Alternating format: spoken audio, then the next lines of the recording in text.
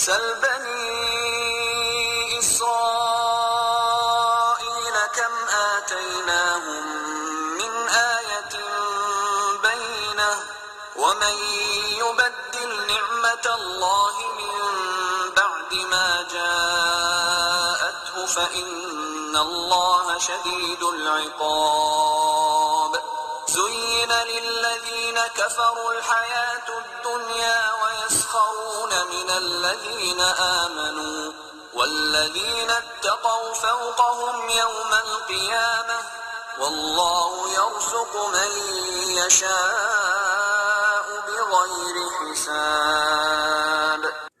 Demande aux enfants d'Israël combien de miracles évidents nous, Allah, leur avons apportés.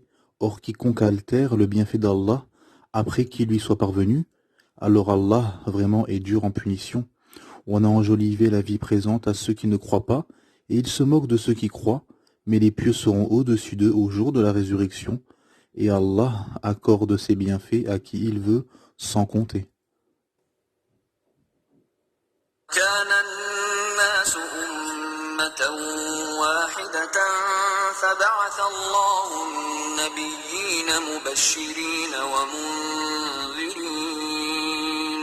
فبعث الله النبيين مبشرين ومنذرين وأنزل معهم الكتاب بالحق ليحكم بين الناس فيما اختلفوا فيه وما اختلف فيه إلا الذين أوتوه من بعد ما جاءتهم البينات بغيا بينهم فهدى الله الذين آمنوا لما اختلفوا فيه من الحق بإذنه والله يهدي من يشاء إلى صراط مستقيم.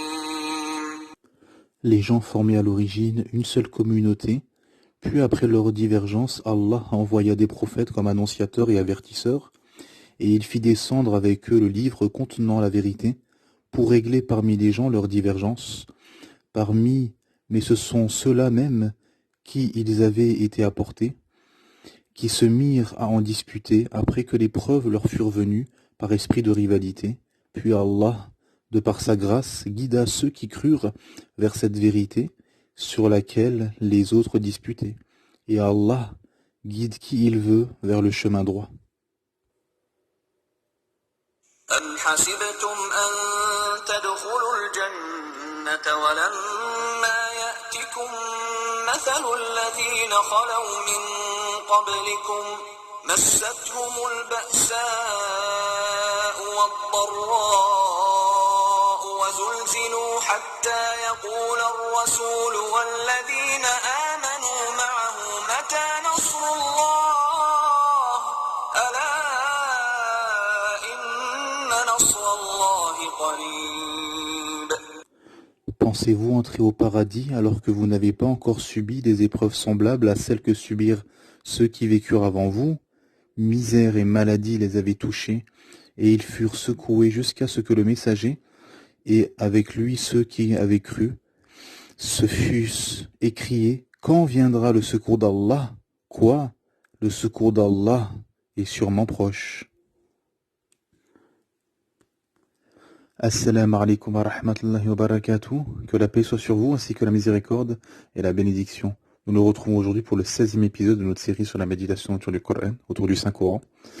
Et aujourd'hui, nous allons nous arrêter sur un verset magistral, le verset 214 de la sourate Al-Baqarah, la sourate 2 donc, où dans ce verset, Allah subhanahu wa ta'ala nous dit dans le sens, traduction dans le sens: pensez-vous entrer au paradis alors que vous n'avez pas encore subi des épreuves semblables à celles que subirent ceux qui vécurent avant vous? Misère et maladie les avaient touchés, et ils furent secoués jusqu'à ce que le messager, et avec lui ceux qui avaient cru, se fussent écriés: quand viendra le secours d'Allah? Quoi? Le secours d'Allah est sûrement proche. Subhanallah. Dans ce verset magistral, Allah Ta'ala nous informe que vous pensez que vous allez avoir le paradis, que vous allez entrer au paradis sans subir les épreuves que ceux qui ont vécu avant vous. Subhanallah al-Azim. Misère et maladie les avaient touchés. Allahu Akbar. Subhanallah. Donc en fait, ce qu'il faut comprendre, mes frères et sœurs, et c'est là où on va méditer aujourd'hui, c'est que du moment que tu conclus le pacte avec ton Créateur Allah subhanahu wa ta'ala, que tu te soumets à ton Créateur Allah subhanahu wa ta'ala, que tu rentres en islam, sache que tu seras éprouvé. Tu seras éprouvé, tu auras des épreuves, des difficultés, voilà, il va t'arriver des choses, des moments difficiles, des moments plus faciles. À côté d'une difficulté, il y a une facilité. Mais sache que mon frère et ma sœur, que, alhamdulillah, dans tous les cas, ça peut être qu'un bienfait d'Allah subhanahu wa ta'ala. Regardez les prophètes. Regardez Ayoub, alayhi salam, Job, qu'on traduit par Job. Le prophète Ayoub, alayhi salam, qui a vécu 18 ans dans la maladie. 18 ans de maladie. Ses proches l'ont abandonné. Il s'est retrouvé tout seul. Il n'y avait plus que sa femme qui s'occupait de lui. Et il avait perdu la santé et tout. Il ne restait plus que la langue pour pouvoir communiquer, subhanallah. Et, alhamdulillah, Allah Ta'ala lui a redonné la santé et lui a redonné une famille encore plus nombreuse, subhanallah. Et on a le prophète Nuh, alayhi salam, dont on a eu un épisode pendant ce mois du Ramadan, qui a vécu 1000 ans, moins 50. Pourquoi moins 50? Parce que 950 ans dans la da'wa, dans la difficulté, dans l'épreuve. Le prophète Mohammed sallallahu alayhi wa sallam, paix et bénédiction, qui a eu sa tribu qui s'est retournée contre lui, qui lui a fait la guerre et la misère. Subhanallah. Les prophètes ont été durement éprouvés.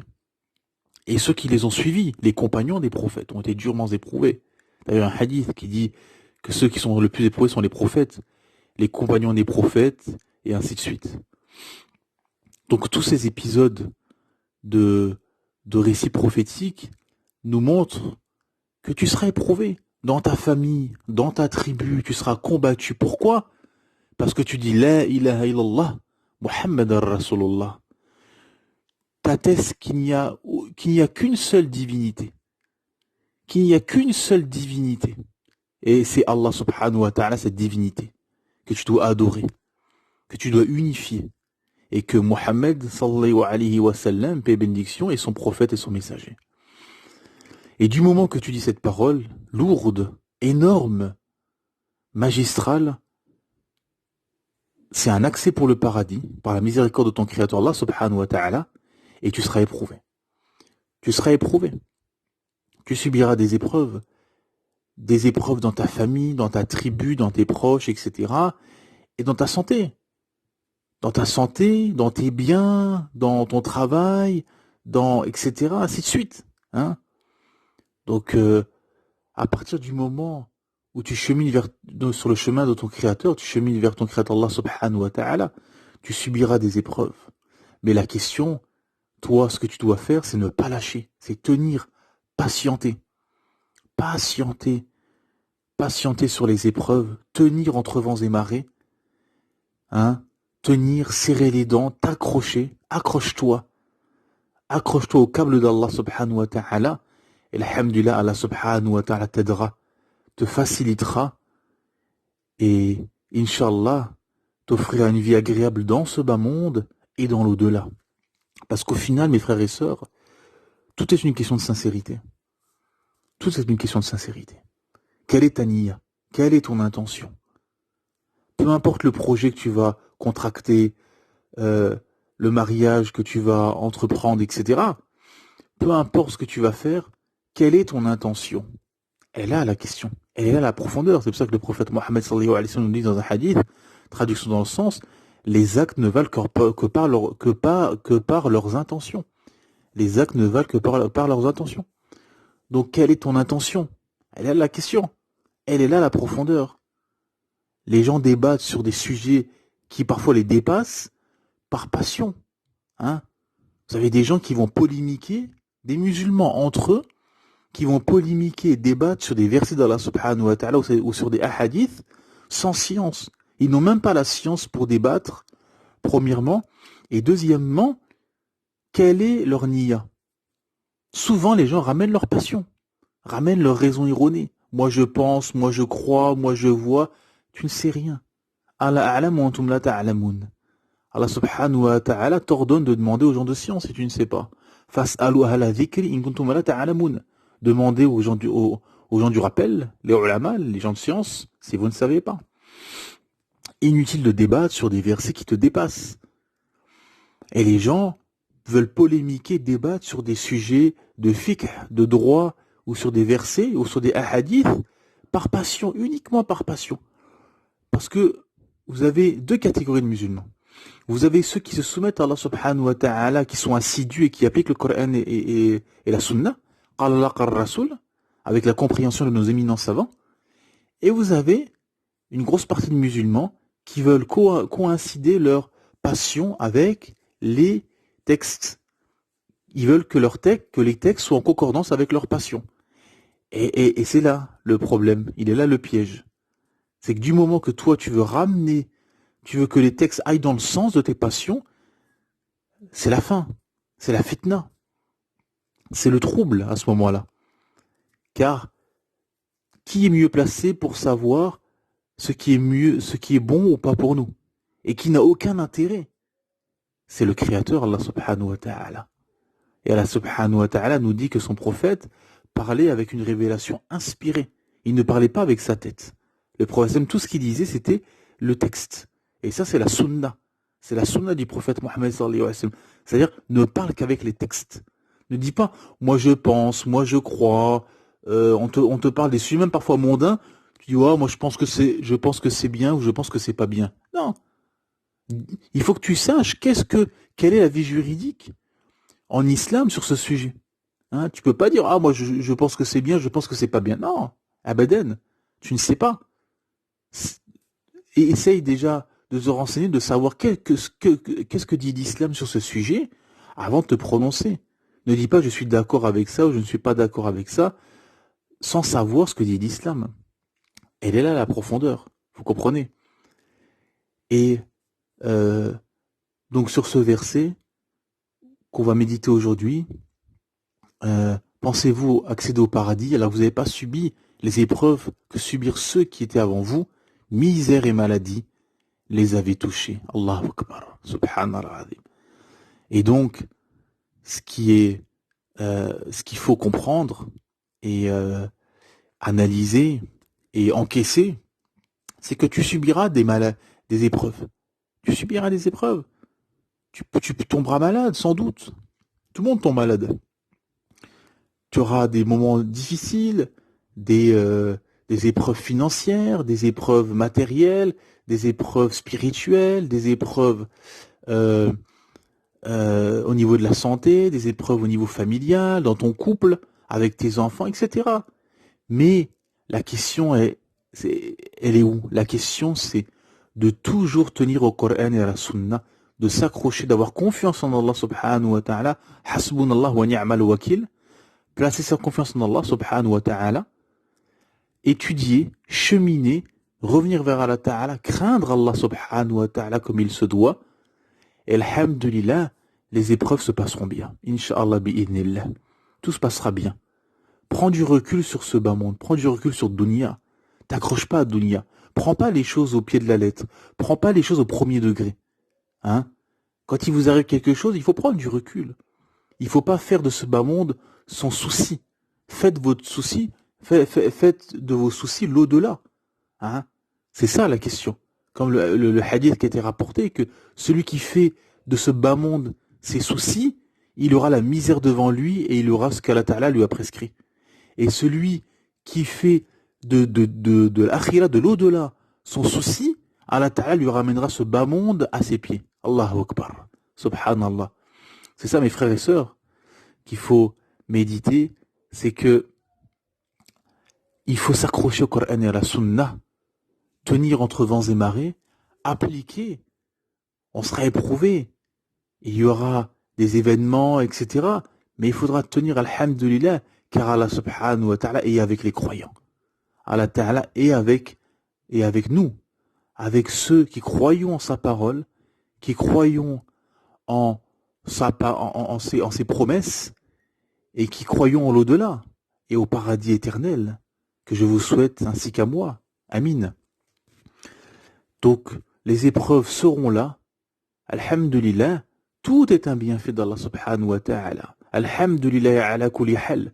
C'est-à-dire qu'il faut toujours prendre ça de façon positive. Faut pas être dans le négatif, faut pas être négatif, hein. Il faut pas se dire oh il m'est arrivé ça, il faut pas avoir cette mentalité athée, hein, cette mentalité athée, matérialiste, etc. Ou n'importe quelque chose qui nous arrive, on se dit ah etc. On ne sait pas, Allah wa alam. Seul Allah sait où est le bien, hein. Et le verset qui est juste après, de deux versets après, où Allah Ta'ala dit il y a des choses qui vous paraissent bien mais il y a un mal, et il y a des choses qui vous paraissent mal mais il y a un bien. Allah sait tandis que vous ne savez pas. Donc, on ne sait pas où est le bien. On ne sait pas ce qui se passe. Parfois, il nous arrive des choses, nous, avec notre raison limitée et notre ignorance, on voit ça comme un mal, mais c'est un grand bien. Et on le saura quelques semaines ou quelques mois plus tard que cet événement-là a été un grand bien. Vous comprenez? Donc, c'est ça qu'il faut comprendre, c'est que on sera éprouvé en tant que croyant, alhamdulillah, mais la question c'est de tenir et d'être ferme sur son dîn. C'est ça la question. Beaucoup sont éprouvés et abandonnent le dîn, se détournent, etc. Non, ils sont tombés dans l'épreuve. Il faut tenir. C'est ça les épreuves. Et ça permet de voir ta foi. Hein. S'il n'y a pas d'épreuve, tu connais un examen que tu vas passer sans épreuve, sans difficulté? Non. Chaque examen, il y a des épreuves, des difficultés. Et là, c'est le plus grand examen de l'humanité. C'est un examen grandiose. C'est un examen où à l'arrivée, il y a deux destinations, une extraordinaire et une tristement malheureuse, qui sera ou le paradis ou l'enfer. Donc, elle est là la réalité. C'est l'au-delà qui se joue et c'est l'éternité qui se joue. Il ne faut pas se rater, il ne faut pas se louper, il faut tenir. Parce que quand tu penses au châtiment du feu, les épreuves de ce bas monde ne te paraissent rien du tout. Subhanallah. Et pareil, quand tu penses au paradis, les bienfaits de ce bas monde paraissent dérisoires aussi. Hein? C'est pour ça qu'on a aussi ce hadith qui dit que ce bas monde est le paradis du mécréant et la prison du croyant. Subhanallah. Parce que peu importe que tu sois croyant, peu importe ta situation, que tu sois riche ou pauvre, dans tous les cas, c'est une prison ce bas monde. Et pour le mécréant, peu importe sa situation, même s'il est dans la misère, ça reste un paradis par rapport à l'enfer qui peut l'attendre. Vous comprenez? Donc, c'est là où on va méditer aujourd'hui et retenir ça, c'est que on sera éprouvé dans nos biens, dans notre santé, dans notre matériel, dans nos familles, parmi les nôtres, hein, dans notre tribu, dans notre village, dans nos pays, dans nos familles, avec nos enfants, avec nos époux et nos épouses. Dans tous les cas, il y aura des épreuves.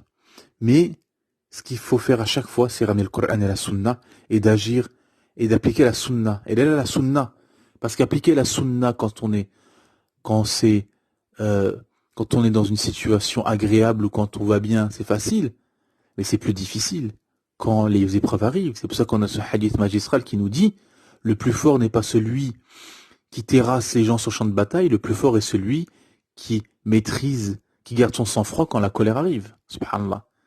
Donc c'est ça qu'il faut comprendre, c'est que peu importe l'épreuve, sois ferme sur le Coran et la Sunna, garde ton calme et mets les textes en avant.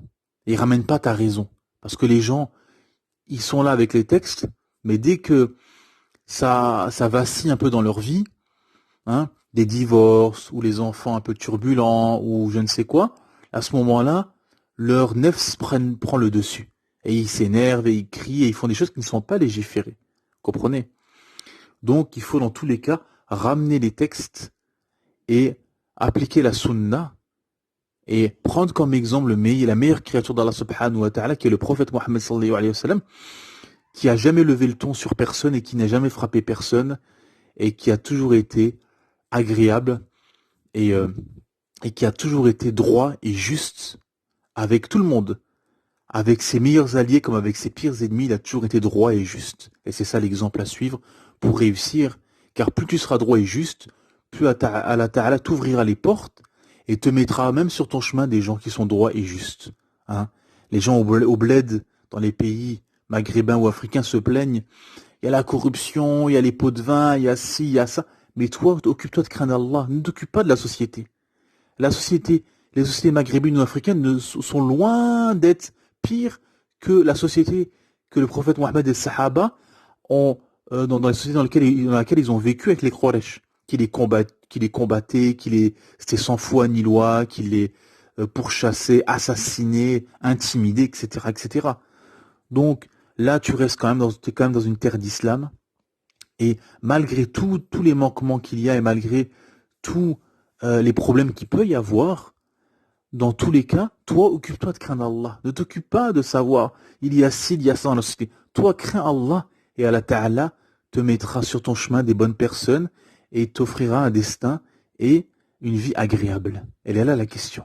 Les gens, ils rentrent dans le haram, ils rentrent dans ce business de pot de vin, par exemple, ou je ne sais quoi, et après ils s'étonnent que leur vie ne va pas. Non, tu es rentré dedans. T'as validé ça. Tu valides ce système. Et ça fait partie du désaveu. Quand tu es dans une société comme ça, où il y a les pots de vin, etc., désavoue-toi et ne fais pas ça. Même si tu vas y perdre, même si tu risques de perdre beaucoup de choses, accroche-toi à ça. Alhamdulillah, Allah Ta'ala va t'aider. Allah Ta'ala va te soutenir car tu fais un grand effort. Tu fais un grand effort. C'est-à-dire que tu te maintiens droit dans une société qui va à l'encontre de ça. Subhanallah. Comme ici en Occident. Hein? On est dans une société décadente, perverse, de déchéance anti-islam, en tout cas pour les médias et les politiques. Et appliquer le Coran et la Sunna, d'être assidu, c'est un effort énorme. Énorme. Et Allah Ta'ala te soutient et t'aide parce que tu fais quelque chose d'énorme. Et pareil dans les sociétés maghrébines ou africaines, tu luttes contre ton âme incitatrice au mal et tu luttes contre la société, tu fais un effort énorme, alhamdulillah, et tu fais un combat dans le sens d'Allah subhanahu wa ta'ala, dans le sens de pas de désavouer. Tu te désavoues de ça, du haram, des conflits d'intérêts, des pots de vin, etc.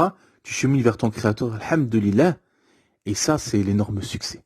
C'est d'appliquer le Coran et la Sunna, d'être assidu dans des sociétés ou dans la famille qui va à l'encontre de l'islam, subhanallah. Et bien sûr, tu seras éprouvé, mais la finalité est un bienfait énorme. Donc c'est ça qu'on va retenir. Allah Ta'ala nous dit que misère et maladie avaient touché les personnes avant nous. Alhamdulillah, peu importe les épreuves qui nous touchent, il faut être patient, mettre les textes en avant, tenir, patienter, et alhamdulillah, au bout du tunnel, il y aura une récompense énorme. Inch'Allah bi'idhnillah. Subhanaka wa bihamdik, ashhadu an la ilaha illa ant, astaghfiruka wa atubu ilayk.